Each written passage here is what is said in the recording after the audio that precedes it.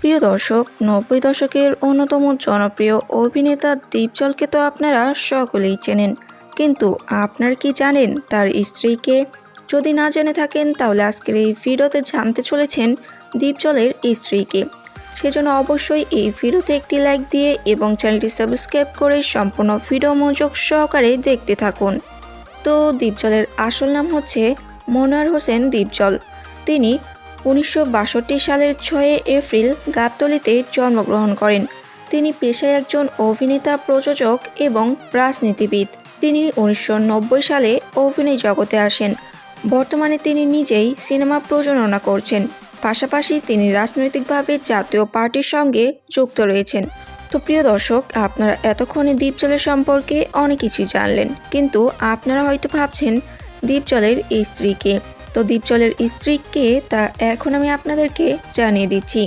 তো অভিনেতা দীপজলের স্ত্রীর নাম হচ্ছে শাবানা। তো প্রিয় দর্শক, এই ছিল আজকের ভিডিও। যদি ভিডিওটি ভালো লাগে তাহলে অবশ্যই এই ভিডিওতে একটি লাইক দিন এবং এরকম আরও গুরুত্বপূর্ণ ভিডিও পেতে অবশ্যই আমাদের চ্যানেলটি সাবস্ক্রাইব করে পাশে থাকা অল নোটিফিকেশনটি চালু করে দিন।